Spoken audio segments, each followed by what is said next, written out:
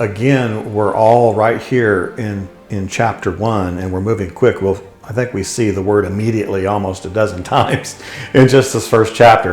John's taking us in quick. But remember, we're talking about the gospel of the kingdom. We're talking about following Jesus.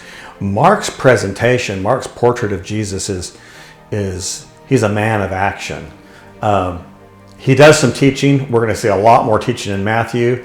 But Mark is really focused on the kingdom being demonstrated. Jesus is moving, his ministry is moving, and the kingdom itself, the king is demonstrating what the kingdom is all about.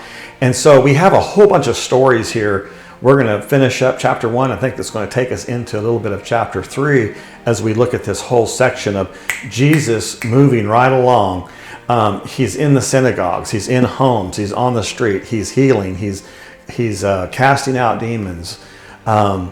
And this is kind of how Mark wants us to see Jesus teaching. It's in the doing, it's in the acts. And so it also lends itself to this speed.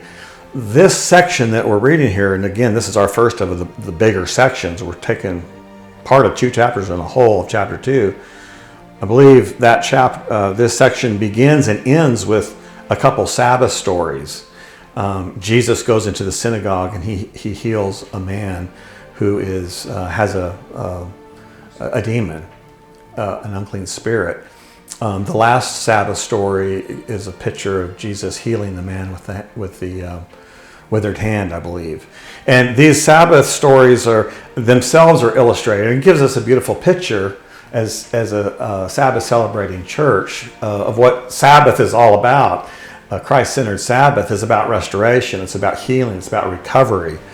And we see Jesus moving in this, but also notice not just what Jesus is doing, notice Jesus' action, but also notice the reaction that's happening. Throughout Mark, we're going to see action and reaction. Mark is trying to show us Jesus is revealing himself as the Christ, the Son of God. How are people reacting to this?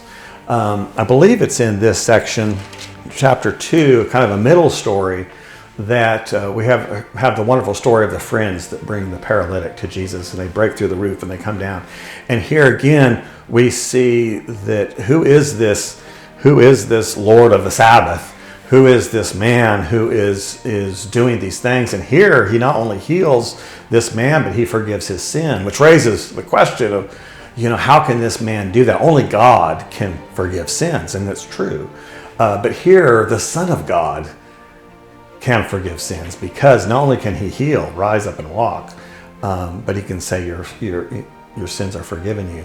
And so this is already building tension, and you can see from the first reaction on the Sabbath to the second Sabbath story, as we go into chapter 3, we see Jesus healing that man, but already the Pharisees, the scribes, they're watching to see how they can catch him, how they can condemn him. They're already thinking, we've got to put an end to this man. So just in these few chapters, we see Mark moving very quickly. But overall, what Mark is wanting to show us is who Jesus is as the Son of God, who Jesus is as the Messiah, what it means to be part of his kingdom, the revelation of this kingdom, and how people are reacting to that.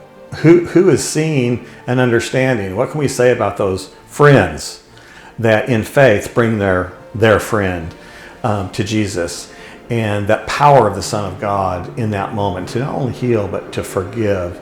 It gives us a beautiful picture of Jesus as the Son of God.